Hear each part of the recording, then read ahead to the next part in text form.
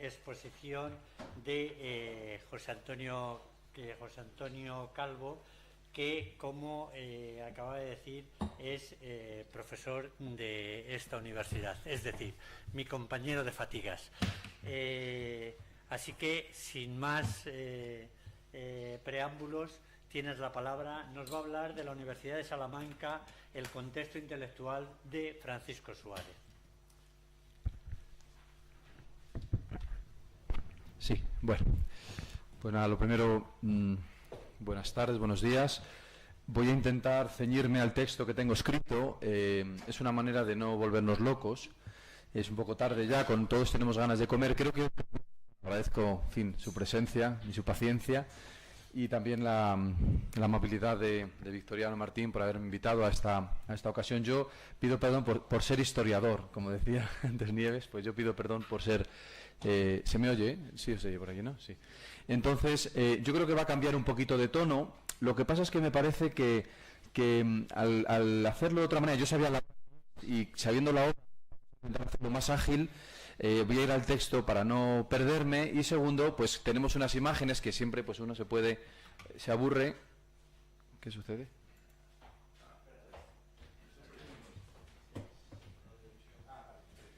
Que tengo 23 segundos para terminar, me dice. Pues nada, rápido, se me va el micrófono y se baja aquí. Bueno, entonces yo, ya sabiendo la hora que es y también que soy historiador, voy a intentar explicar de una manera más más imaginativa, vamos a decir el término, en vez de tan teórica, pero a la vez quiero aterrizar a una cosa, que es explicar por qué Francisco Suárez es quien es, o de alguna manera qué espacio ha tenido él de formación, de creación de mente, en cuanto a Salamanca. Salamanca es Escuela de Salamanca, pero también es... bueno, voy a ir aterrizando a la hora de irlo desarrollando, pero ya digo que de alguna manera va a ser otro estilo más, más visual, y que por tanto pues el que se entretenga, el que se aburra, pues que vaya viendo las fotos, y yo intento pues terminar pronto. Entonces yo creo que tengo para más o menos, he quitado algunas páginas ya mientras que hablábamos, y yo creo que en 2 horas hemos terminado. Vamos a por ello. Tenemos bocadillos para después. Muy bien, entonces el título es La Universidad de Salamanca, el contexto intelectual de Francisco Suárez. El itinerario sería este, y bueno, voy desarrollando, ya vamos viendo dónde es. Introducción, entonces. Ahí tenemos la introducción. Francisco Suárez, las fechas las tenemos, 1548-1617, residió en Salamanca casi una tercera parte de sus 69 años de vida, primero como estudiante de teología y luego como profesor. Llegó a la ciudad del Tormes en 1564, con apenas 16 años, como novicio de la Compañía de Jesús. Ahí tenemos el colegio de la Compañía, fundada 30 años antes por el gran Ignacio de Loyola, que había sido aprobada por el Pablo III en 1540. Sí, colegio de la Compañía, lo he dicho bien, algunos se extrañará, ya terminaremos con la clerecía. Curiosamente, al ingresar en la Compañía fue calificado como indiferente, es decir, aquellos que lo recibieron en esta nueva institución religiosa en proceso de consolidación no tuvieron claro desde el principio si por las aparentes limitaciones de su inteligencia, según reflejaron en su informe, podría ser ordenado de sacerdote o si quedaría como hermano lego al servicio de la comunidad. Allí en Salamanca permaneció 10 años, hasta 1575, en el que se trasladó a la ciudad de Ávila para enseñar teología. Todavía se conservan los restos del arruinado Colegio de San Gil, inaugurado en 1554, donde debió de permanecer, según los datos históricos, durante poco más de 6 meses, que duraba entonces el curso académico.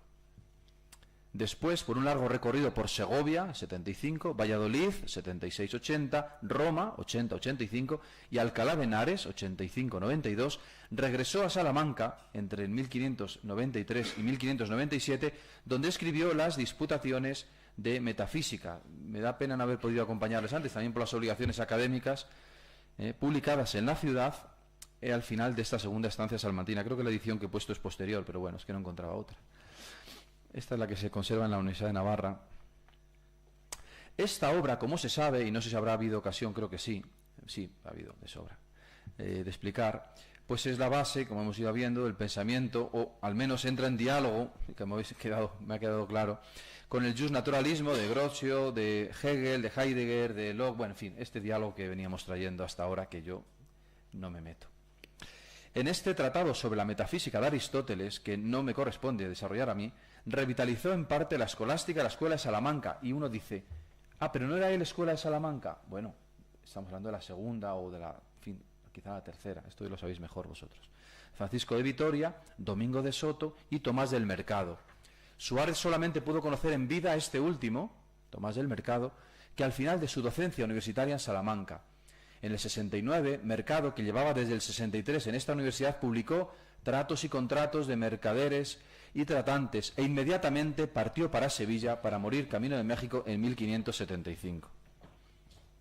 No hace falta que expliquemos la importancia que tienen estos autores para la historia del pensamiento económico del 600, como se va viendo ya en estos días de reflexión. Francisco Suárez, el doctor Eximius, terminó su carrera académica en Coimbra, me alegro que haya gente de Portugal, desde el 97 al 15, y su vida en Lisboa 2 años después. Fue enterrado en la iglesia de San Roque, en la capital del Reino de Portugal, entonces bajo el gobierno del rey Felipe III de España, que lo fue hasta el 21.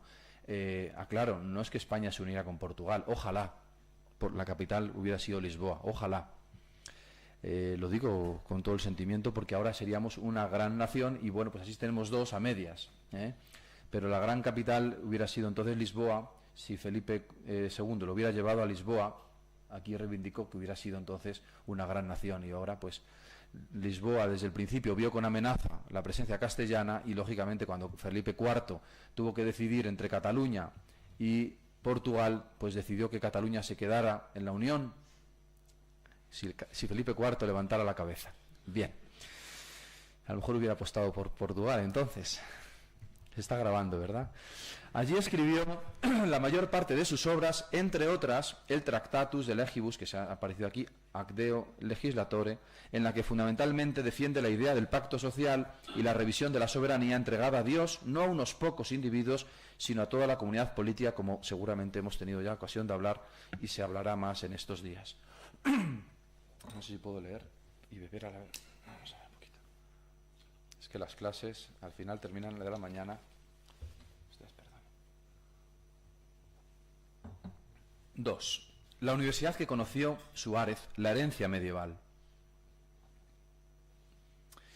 Después de describir en tres rasgos el autor que llegó a Salamanca en 1564, cabe preguntarse qué universidad encontró el joven Suárez en lo que podríamos denominar el estudio de la monarquía hispánica y el catolicismo romano en una etapa singularmente creativa de la ciudad del Tormes. En la Edad Media, la Universidad de Salamanca fue sobre todo un centro de interpretación jurídica que apenas tenía una relevancia en la península ibérica, frente al modelo de París y Oxford, de cariz teológico, en las que prevalecía sobre todo el conocimiento de las bellas artes, las artes liberales, etc. El estudio general salmantino, erigido en 1218, estamos ahora en el centenario, por el rey Alfonso IX de León, destacaba por las 11 cátedras de Derecho Canónico y Civil, Medicina, Lógica, Gramática y Música. Solamente en 1333, con la concesión de la Licentia Ubique Docendi, que se reconoció en toda la cristiandad la validez de los grados salmantinos, que en 1255 ya habían alcanzado un importante reconocimiento internacional. La organización institucional vigente hasta el siglo XIX quedó establecida entre 1381 por el Papa Benedicto XIII, de Papa Luna, y 1422 de la mano de Martín V, que surgió después del cisma de Occidente. Algunos dicen que en el escudo de la Universidad de Salamanca estaría este Martín V, probablemente.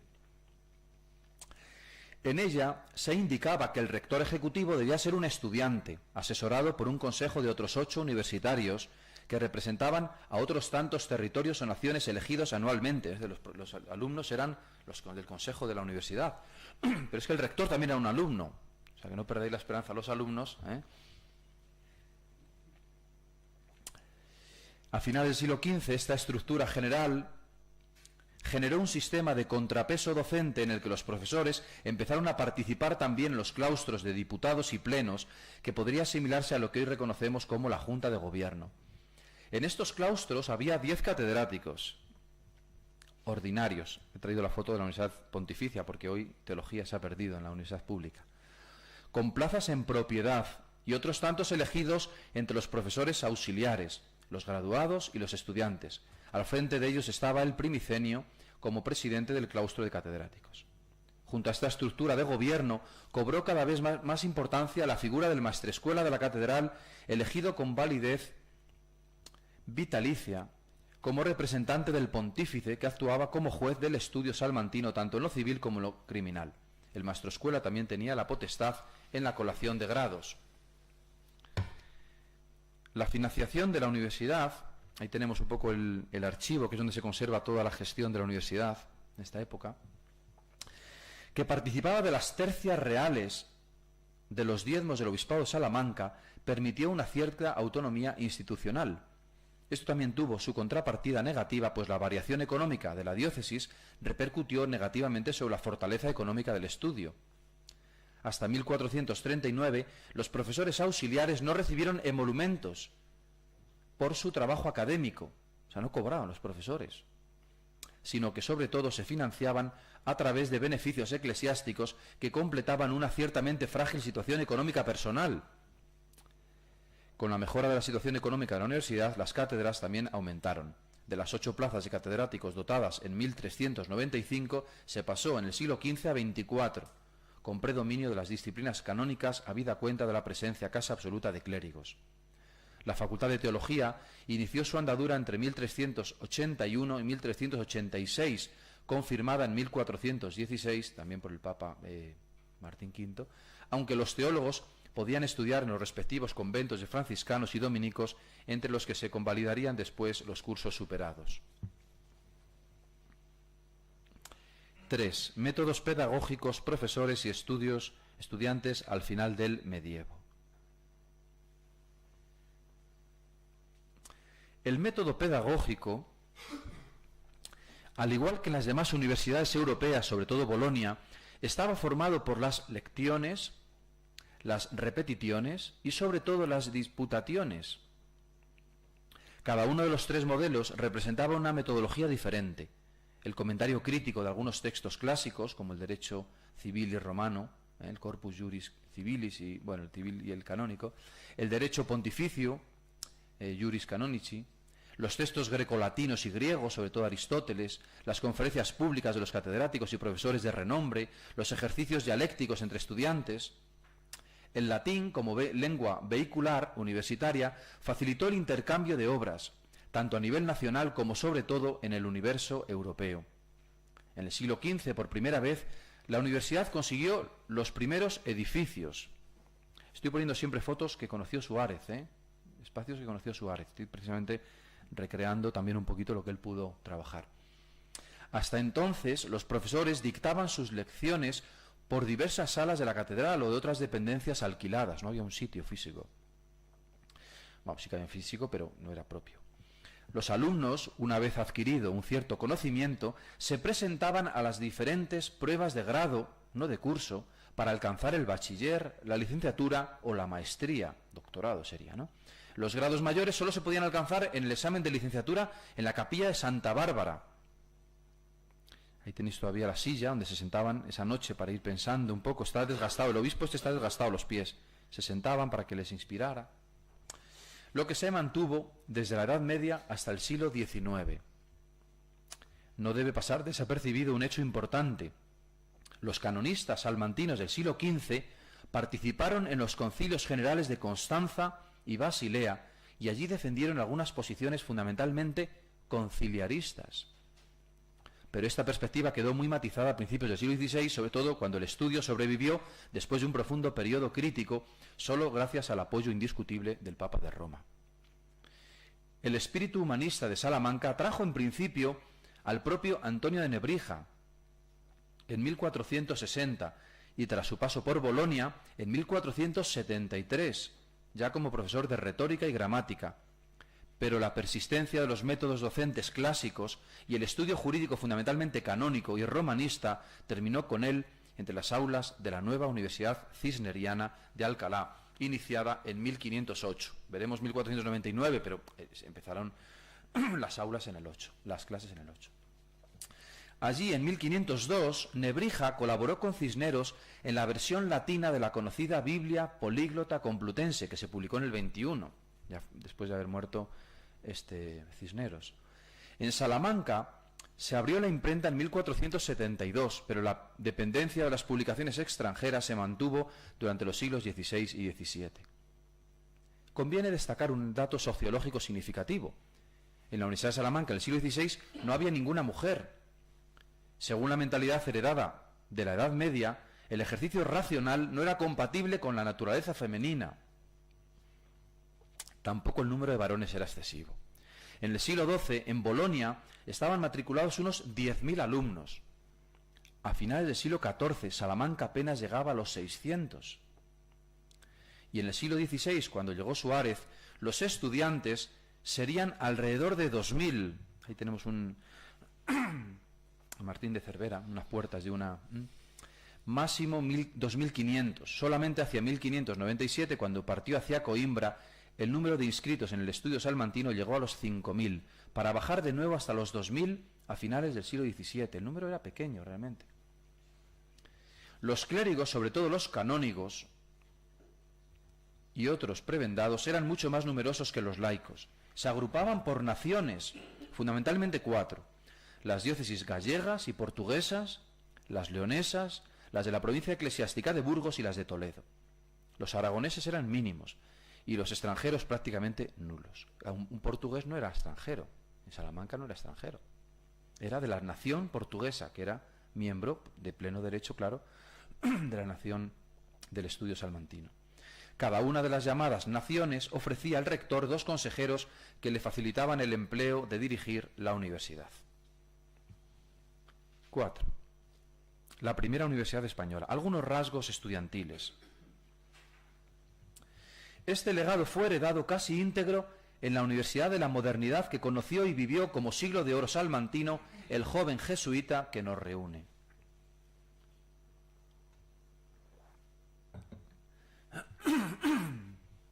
El estudio general del medievo, consolidado a finales del siglo XV, se convirtió en la universidad de referencia del pensamiento hispánico. Durante décadas, con la desaparición del viejo estudio general de Palencia, Salamanca sostuvo con dignidad la condición de primera sede universitaria de la monarquía católica y modelo para cuantas se erigieron en el nuevo mundo recién descubierto.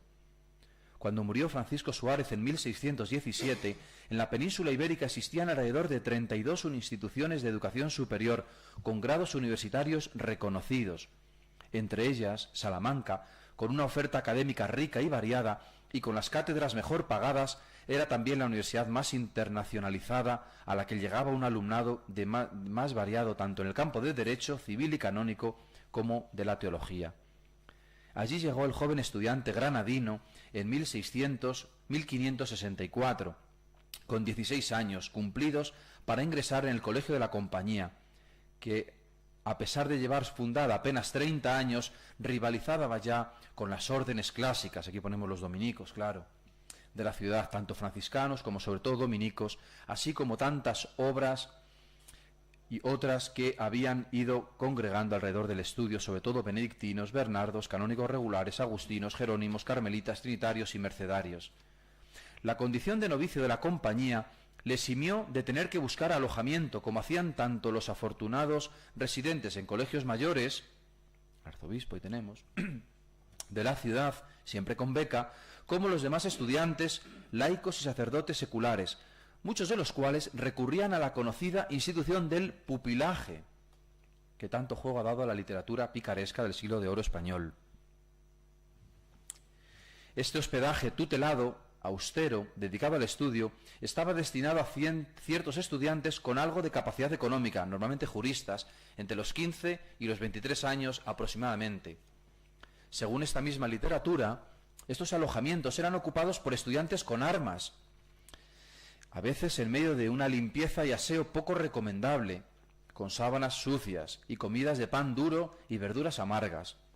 En muchos casos estos pupilos pasaban el día y la noche fuera de casa, a veces dicen jugando a naipes, entre juramentos que escandalizaban las conciencias de las piadosas mujeres que se dirigían a misa. Gente un poquito suelta. En otros casos, los estudiantes se aseguraban el alojamiento a través de las gobernaciones, por las que concertaban con algún casero el aposento y el servicio. En habitaciones de 3 o 4 colegiales se disponían ciertos lechos que también daban derecho a la limpieza de la ropa y el cuarto, el carbón para el invierno y la comida servida a su hora. En esta línea se daban algunos casos en los que los estudiantes vivían en pensiones o posadas en las que se acomodaban en este último modelo de acogida estudiantil en Salamanca a mediados del siglo XVI fue lo que se llamó República de Estudiantes. Aquí tenemos una recreación de esa república. La república a veces está bien, pero en esta especie de tipo de piso compartido podía alojarse entre 4 y 10 universitarios, artistas, canonistas, teólogos, que podían contratar ocasionalmente los servicios de cierta ama para que de vez en cuando adecentara el hogar, lavara la ropa y de paso zurciera algún viejo calzón o calcetín que limitara el efecto de los fríos salmantinos en los inicios de la modernidad. Hemos dicho que Suárez llegó a Salamanca con 16 años para ingresar en el colegio de la Compañía, es decir, que él no tuvo que buscar, pero tuvo que convivir con todos estos estudiantes, la mayoría clérigos que vivían, pues como veis, en esta República de Estudiantes. Esto nos da pie para seguir perfilando dos nuevos rasgos entre los estudiantes de la ciudad, como su edad y su presencia física. Ahí tenemos una recreación de las clases eran pequeñas, habitualmente pues habitarios. A veces los mismos padres enviaban a sus hermanos pequeños para que, además de sacar adelante la titulación universitaria, colaboraran con la familia en la crianza y educación de los hijos, casi siempre muy numerosos. Los gramáticos rondaban alrededor de los 14 años, empleados en el conocimiento del latín, que les permitía el acceso al estudio de las ciencias superiores de las facultades mayores, normalmente, como venimos diciendo, teología y derecho, tanto canónico como civil. En el imaginario colectivo, el ideal del estudiante universitario salmantino estaba marcado por la austeridad de vida. Esto es otra cosa. El recogimiento casi monacal y la vida de piedad eclesiástica. Nosotros tenemos la imagen de los estudiantes un poco, pues, de la tuna y de la fiesta. Normalmente, pues, no tenían para muchas fiestas. Siempre hubo algunas excepciones, pero en general, en Salamanca del 500 se respiraba un aire de sobriedad, tanto en el vestir como en el comer, que se concretó jurídicamente en los estatutos del visitador Covarrubias de 1561. Según esta normativa, el vestido quedó reducido a lobas, manteos y bonetes, exceptuados los gramáticos y los criados, autorizados a vestir trajes seglares, capas y gorras. La imagen podía ser esta, pero además en todos. ¿Imagináis aquí? Todos así vestiditos todos de clérigos, claro, con su bonete y tal, aunque no lo fueran, aunque lo fueran solo de menores, que luego se casaban, o sea que la mayoría, por supuesto, no terminaban, eran simplemente clérigos in minorius. El doctor Ruiz de Pablos me corrija con los latines, si tiene a bien.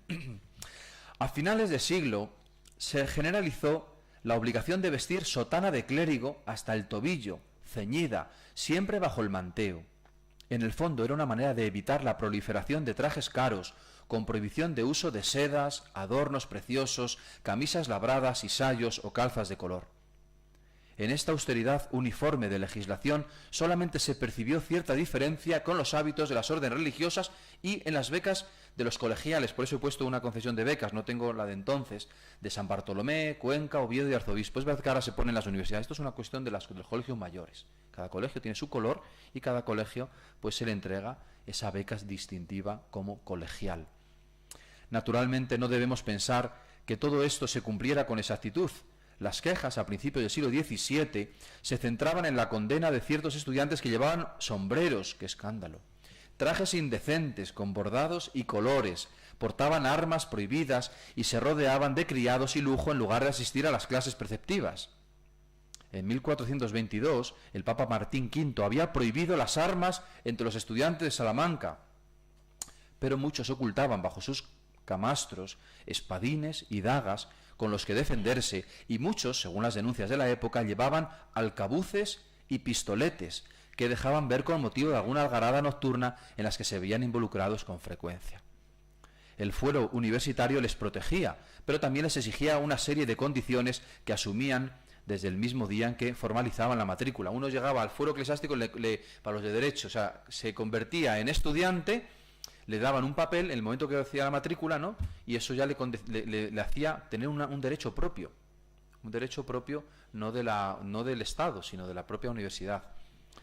Muchos estudiantes, que como acabamos de decir hacia 1564 rondaban los 2500, después de la oración de la tarde, como Dios manda, colgaban sus negras vestiduras, trastos, clericales y las sustituían por atractivos ropajes de color, generalmente cortos, ataviados, con capa y espada y en algunas ocasiones complementados con guantes y cuellos de Holanda, paños y lechuguines, y sedas y lechuguillas y sedas para ceñirse. Es decir, que se iban de fiesta. Bueno, voy adelantando. La edad de oro del estudio salmantino, los siglos XVI y XVII. La vertebración del Estado moderno exigió huestes ingentes de funcionarios. Aquí tenemos los funcionarios con Felipe II, que se encontraron en Salamanca. En otro orden, la defensa de la cristiandad católica frente a las posiciones reformadas centroeuropeas reclamó un pensamiento teológico firme, incluso beligerante, que se forjó entre las aulas teológicas salmantinas y los centros alcalaínos de interpretación bíblica. En esta senda de modernización salmantina, la época de los reyes católicos y el emperador Carlos V fue sobre todo de centralización monárquica, lo que en la práctica se concretó en el incremento del intervencionismo regio en la corporación universitaria. Hago un pequeño paréntesis. Todos tenemos en la mente quién es Suárez, porque hemos leído su obra, porque se nos ha ido hablando de ella, pero yo estoy tratando de recrear qué pasaba en Salamanca y qué Salamanca encontró él, porque esto nos ayuda también a interpretar qué pasó después con Suárez. Es que a veces, dice, bueno, esto nos está hablando de otra cosa como distinta. Sí, es que esta es la Salamanca que se encontró Suárez. El Consejo de Castilla marginó en parte el protagonismo bajomedieval de las estructuras pontificias. Los reyes católicos impulsaron una serie de reformas y modificaciones estatutarias y sobre todo la legislación de Martín V en 1422 se añadieron los estatutos del 1538 y 61 de Covarrubias, así como los del 94, 1604, 1618, que llegaron a la recopilación general de 1625 fuera de nuestro arco cronológico. El rector, elegido anualmente, mantuvo su actividad en el gobierno ejecutivo del estudio. El consejo que lo asesoraba, elegido por San Martín en noviembre, también para un año, estaba formado por 8 estudiantes, ya lo hemos dicho, designados de 2 en 2 a propuesta de cada una de las naciones o regiones peninsulares. Junto a ellos estuvieron los diversos claustros y asambleas colegiales para el gobierno administrativo, económico y académico. Esto es lo mismo que en la Edad Media. También se consolidó la figura del maestrescuela. Este es el maestrescuela. Este es un señor así un poquito cara de malo. Maestrescuela de la catedral como representante de la autoridad pontificia con jurisdicción propia sobre la universidad, alumnos y profesores. Sin embargo, se percibió una progresiva aristocratización de la universidad. Los catedráticos adquirieron cada vez más responsabilidad y también las oligarquías estudiantiles trataron de conseguir algunos privilegios que diluyeron el poder del sistema establecido de gobierno para iniciar, a principios del siglo XVII, la consolidación de justas especiales de decisión. Frente a ese modelo, digamos, más asambleario, la universidad terminó aristocratizándose como un taco. La estructura fiscal medieval permitió que entre 1560 y 1700 la participación de la Universidad de Salamanca en las tercias reales sobre el diezmo fuera entre 6 millones de maravedís en los años peores y de unos 15 millones los más prósperos. Las cátedras en estos 40 años incrementaron su dotación con predominio de nuevo de los estudios de Derecho y Teología, cuyos profesores recibían alrededor del 65% de todas las dotaciones de los docentes salmantinos. Es decir, pagaban a los de Teología y Derecho Canónico el 65% de todo lo de la universidad. Entonces se podía vivir bien de profesor de Teología. Ahora ya pues pagan lo que, en fin, los restos. Durante la... 65%, ¿eh? Durante la última etapa salmantina de Suárez, entre 1593 y 97, existieron en la universidad 23 cátedras en propiedad o vitalicias y alrededor de 30 plazas de profesores temporales, cursatorios o regentes. En su provisión era fundamental el voto de los estudiantes, según el modelo boloñés bajo medieval, pero hacia 1623 fue suprimido definitivamente en ese sistema que se iba un poco incrementando por la injerencia de las banderías estudiantiles y por la revuelta universitaria que provocaba. Desde entonces el Consejo de Castilla determinó quién debía ocupar cada cátedra. En la práctica, aunque no fueran los estudiantes en activo, es verdad que se mantuvo la injerencia de las oligarquías estudiantiles que con el tiempo fueron ocupando puestos de responsabilidad en la burocracia del Estado.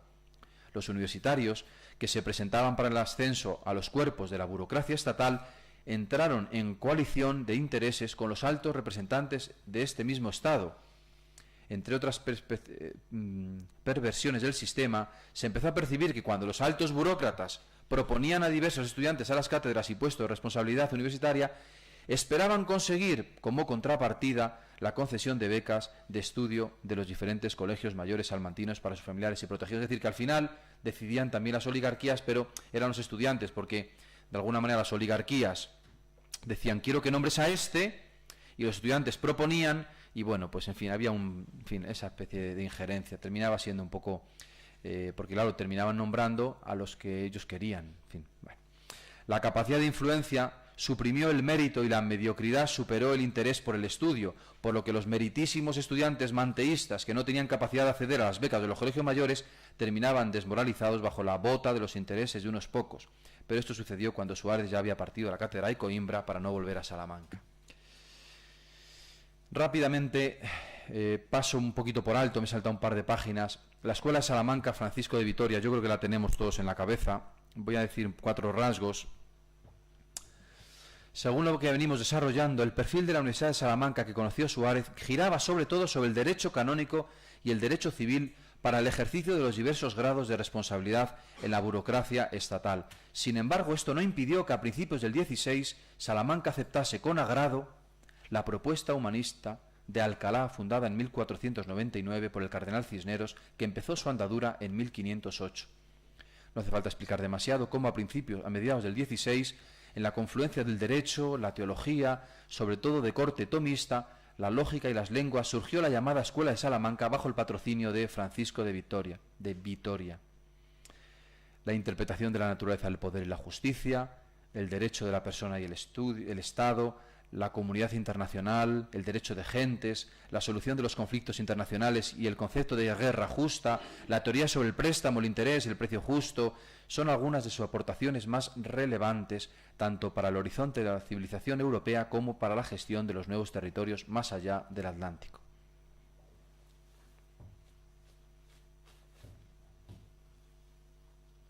Bueno, lo demás me lo salto, que lo sabéis bien. Voy a ir aterrizando en algunos rasgos que me parecen significativos en la figura de Suárez, que puede también explicar algunas de sus, explicaciones posteriores, porque hasta entonces en Salamanca casi no había escrito nada. O sea, el pensamiento de Suárez se hace sobre todo en Coimbra, y por eso es tan importante conocer por qué él no está en Salamanca. Yo lo he llamado la ruptura de 1570.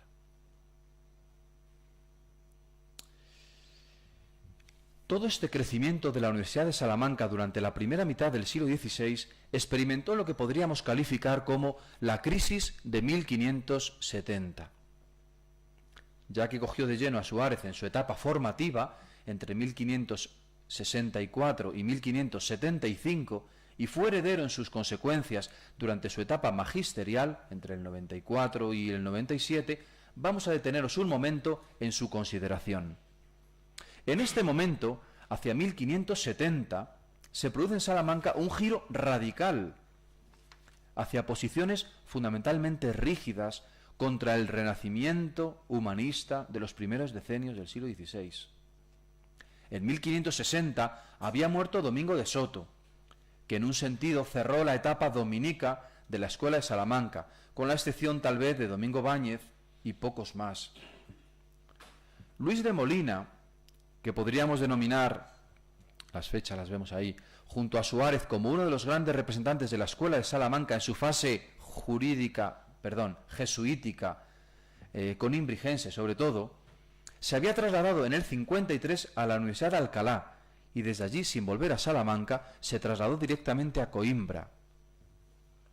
En esta Universidad del Reino de Portugal, aunque no llegó a coincidir con Suárez, que recaló en la ciudad del Mondego en 1597, creó junto a él esa segunda fase, podría ser tercera incluso, de la Escuela de Salamanca, que según venimos explicando ya no volvió a germinar con la misma intensidad en la ciudad castellana o leonesa. ¿Qué estaba sucediendo en la Universidad de Salamanca que terminó obligando a marcharse al propio Suárez cuando regresó como profesor entre 1593 y 1597? ¿Qué estaba pasando allí? La Universidad de la Monarquía Católica, que había enseñado a los peninsulares a interpretar bien la hora de América, no supo comprender la renovación de las ciencias teológicas y bíblicas que tan buenos frutos estaban dando en la Universidad de Alcalá. Los filólogos hebraístas y helenistas, de marcado carácter renovador, se encontraron de repente ante las severas recomendaciones de la Inquisición contrarreformadora. Uno de los acontecimientos más conocidos en este giro de la universidad fue el proceso contra el agustino Fray Luis de León,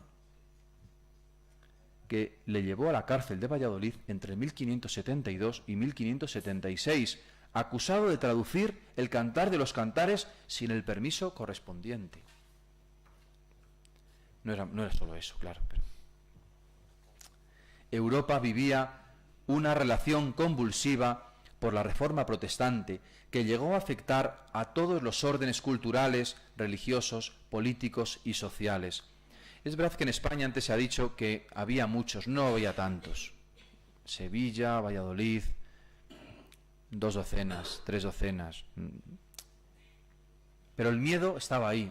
Había más, bueno, lo podemos hablar luego. Pero el miedo estaba ahí.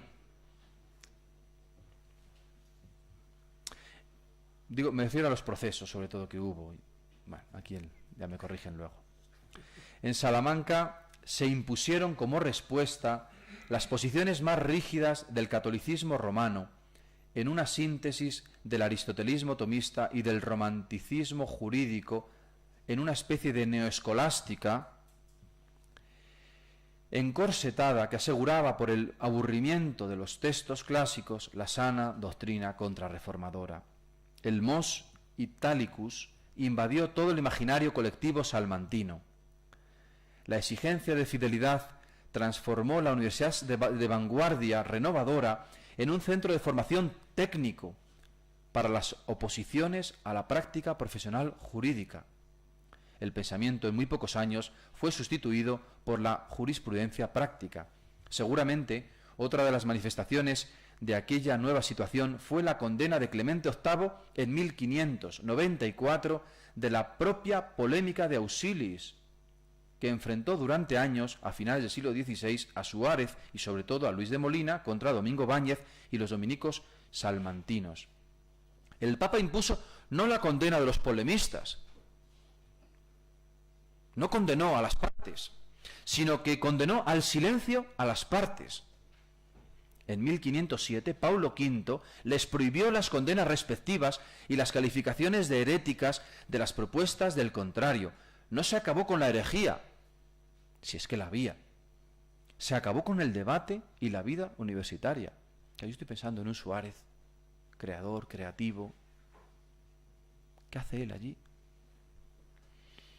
La teología salmantina sufrió, en el mismo sentido, la crisis de 1570. El debate fue sustituido por el compendio escolástico y en general se adormeció en la conservación del saber, la explicación manualística, la doctrina tranquila de las aulas y la legitimación de la ortodoxia de la monarquía católica.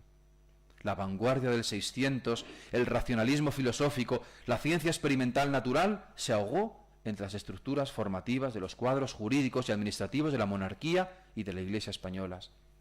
La crisis de 1570 dio como resultado que la Universidad de Salamanca se centrara en atender las necesidades prácticas de la nueva sociedad contrarreformada, piadosa y devota, que necesitaba una teología ortodoxa más que la erudición de las lenguas clásicas. Aquí he puesto una procesión del corpus universitario, pasando por la universidad, claro. No es que yo esté en contra del corpus, lo que estoy en contra es que se mezclan las cosas, claro. Vamos, estoy en contra de Suárez, que es el que se fue. Incluso en la retribución de las cátedras de matemáticas y música se percibió el desinterés del estudio y frente al error y la herejía se recuperaron los viejos planes formativos clásicos. La biblioteca universitaria, preciosa, tenemos ahí, que había adquirido algunas de sus obras más interesantes durante la primera mitad del siglo XVI, dejó de comprar libros y de cuidar sus instalaciones. Un signo de este nuevo revés al conocimiento podría ser el derrumbe de la sala de lectura en 1664, que durante 30 años se derrumbó y nadie la levantó, allí quedó. Dio con los libros en un viejo almacén inaccesible, arcaico, donde se conservaban los poco más de 1.200 volúmenes que han llegado a la actualidad. 1.200 libros, no había más. Los 12.000 libros que vemos aquí, de siglos anteriores, que hoy custodia esta biblioteca, proceden, curiosamente, de la extinguida biblioteca de los jesuitas, expulsados por Carlos III en 1767. La Salamanca de la modernidad, que apuntó alto en la consideración de las nuevas ciencias humanas, el derecho, la teología, los estudios bíblicos, volvió demasiado pronto a sus cuarteles de invierno. La religiosidad de Felipe III, el Piadoso, se derramó por toda la península de nuevo.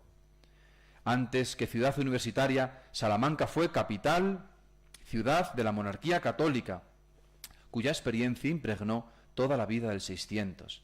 El Corpus, la Semana Santa, las procesiones de azotados recorrían los patios de las escuelas mayores. Los estudiantes, en Cuaresma, dejaban las clases para ir a escuchar los sermones, verdaderos fuegos de artificio y despliegue de imaginería con escenas de la pasión, descripciones infernales de demonios y pecadores y toda suerte de representaciones del bien y del mal. El último signo de esta desbandada fue la retirada de los franciscanos del mundo de la enseñanza superior universitaria. En un momento dado, a principios del siglo XVII, estoy terminando, consideraron que la promoción de los cargos y la ambición iban en contra del espíritu de penitencia y contemplación que querían vivir. En Salamanca cambiaron las aulas por los púlpitos y allí recrearon todo un imaginario colectivo de espiritualidad y confesionario ajeno a cualquier análisis científico de la realidad.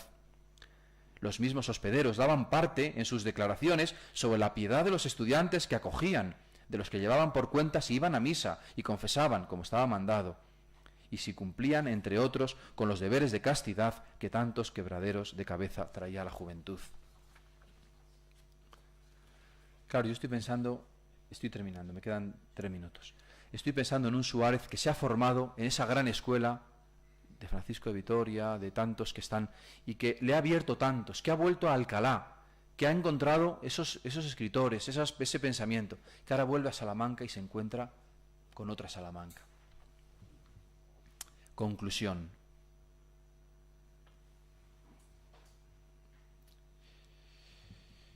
Termino. No es posible profundizar en la mente de Francisco Suárez para desentrañar cómo vivió en sus carnes la experiencia de una universidad en profunda transformación. Probablemente, de aquella primera experiencia salmantina, iniciada en 1564, al calor de Francisco de Vitoria y de sus discípulos, pasó casi sin percibirlo a la universidad barroca de finales del 500.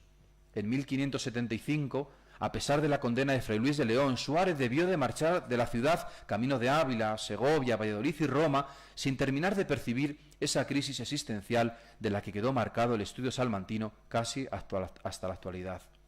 Pero probablemente su paso por Alcalá de Henares entre 1585 y 92 hizo que al regresar a la ciudad del Tormes, en el 93, no fuera fácil soportar una nueva condición y después de 4 años de magisterio escasos, recalara en esa segunda sede de la Escuela de Salamanca, la Universidad de Coimbra, de la que hacía muy pocos años había partido su gran impulsor Luis de Molina, y en la que Suárez, entre 1597 y 1615, escribió alguna de sus obras, o casi todas de sus obras más representativas.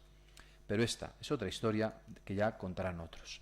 Termino con esta imagen que efectivamente traduce: este es el colegio de la clerecía, el colegio de la compañía, sí, pero precisamente empezó a construirse en el 1617, el mismo año que murió, lo hizo Felipe III el Piadoso, su esposa Margarita, y precisamente lo hizo como recuerdo un poquito, pues, pero claro, es un estilo distinto totalmente, y precisamente una Salamanca distinta, una Salamanca más barroca, una Salamanca más centrada en esa exaltación de la monarquía católica, de la fe católica, que no digo que haya que retirarla, habla un sacerdote, digo que probablemente se mezcló demasiado con el saber universitario y Suárez probablemente no lo aceptó. Muchas gracias.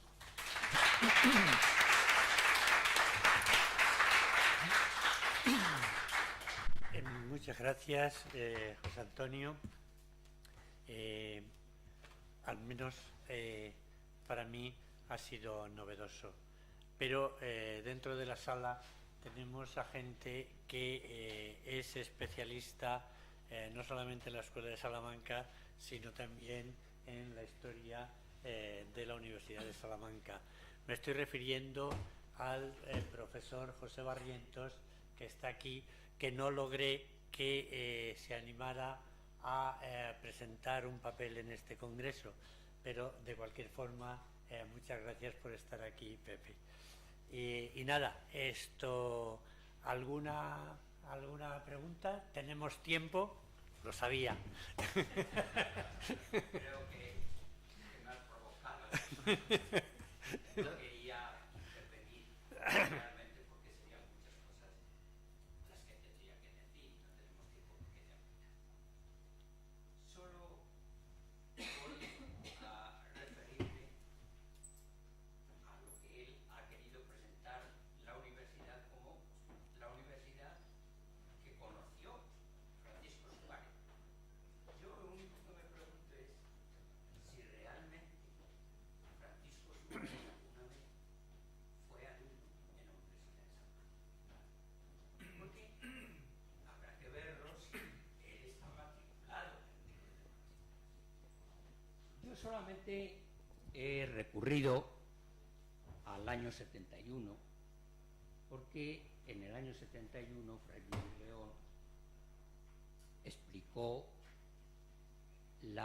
el de Legimus, del mes de abril a septiembre más o menos, y entonces pues se había dicho mucho que si Fray Luis había influido en Suárez, en el Tratado de Legimus, sobre todo en hablar del derecho del positivismo del derecho de gentes. Y había leído en algunos sitios que Suárez escuchó las lecciones de Fray Luis. Yo tuve la curiosidad de irme al libro de matrículas y Francisco Suárez no estaba matriculado en la universidad. No aparecía en la matrícula del año 71. Entonces yo no seguí investigando a ver si realmente otros años lo había estado, pero ese año ciertamente no lo estuvo, y por eso he hecho esa pregunta. Luego pues, tendría que decir muchas cosas, pero ha habido una que me quedé aquí. 1623 definitivamente se le quita el voto a los estudiantes. En 1623 se quita por primera vez el voto a los estudiantes, pero se vuelve a dar. Y hay unas idas y venidas, ahí hasta el año 41, que es realmente cuando se quita el voto de los estudiantes.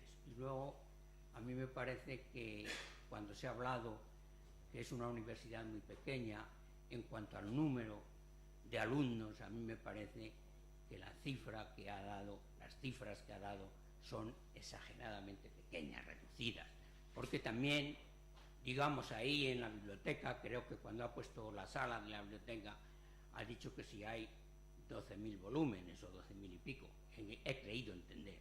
Pues no, porque hay hasta 38.000 y pico. Bueno, Nada más, muchas gracias. Muchas gracias, Pepe. ¿Hay alguna cuestión más? Sí, muy levemente. Sí. También de A ver, cifras, Paco. en cuanto a la presencia del luteralismo, calvinismo en los focos de Valladolid, Sevilla, si fueron 14, por decir una cifra pequeña. Bueno, la cifra no está delimitada, pero vamos, como personajes intelectuales que dejaron obras que se siguen hoy día considerando objeto de tesis doctorales, algunas de ellas, ¿no? Recientemente en Salamanca, en la Pontificia, se defendió una tesis sobre el hereje, entre comillas, y gran traductor de la Biblia, Casero de Reina. Bueno, quiero decir que puede que no fueran más de la veintena las personas de cierta importancia, pero alrededor de ellos sí que hubo seguidores en bastante número. Es verdad que la Inquisición actuó muy rápida, muy fulgurante, y a mí lo que me sorprende, que es la primera vez que yo lo oigo esto, siempre sorprenden cosas de quienes saben, es que influyera en Suárez este aspecto contrarreformista para su marcha con los conimbricenses. Muchas gracias. Vale.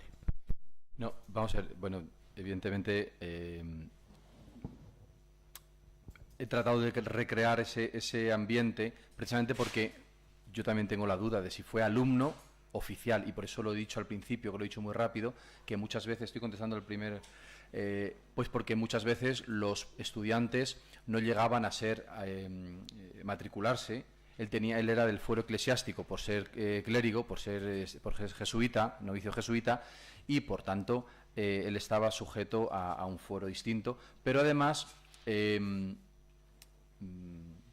bueno, pues efectivamente había distintas maneras de participar en la universidad. Los números probablemente son pequeños. Yo los he cogido de la historia de la universidad que acaba de publicar la propia Universidad de Salamanca en 7 u 8 volúmenes, y es donde he cogido yo los datos. Pero bueno, sobre los libros, los datos, me refería a los volúmenes, que también lo he cogido de esa misma historia, anteriores, es decir, no los que hay ahora, que son 30 y tantos mil, sino los volúmenes, digamos, de los siglos XV y XVI. Eso es lo que me refería. Sobre el tema del protestantismo, pues, o sea, ya, quiero decir, como esto es no es un tema sobre el protestantismo, en el sentido de que, bueno, yo digo datos, pero efectivamente, claro, las condenas, me refería, que había una condena y que, bueno, que la propuesta no era mayoritaria, desde luego, en toda la península, como pudo ser en otros lugares. Y bueno, también lo de que él se fuera de Salamanca por esto, lo digo yo. O sea, esto es un congreso y uno lo dice y hay alguien que le rebate. Yo lo he dicho como una explicación de por qué él está 4 años y en cuanto puede se va a Coimbra. Que hay en Coimbra que no hay en Salamanca para que uno se vaya. O que hay en Salamanca que no hay en Coimbra para que a uno le echen. Perdón. Muy bien. ¿Alguna pregunta más? Pues casi nos hemos retrasado, yo creo que un cuarto de hora, pero estamos muy bien.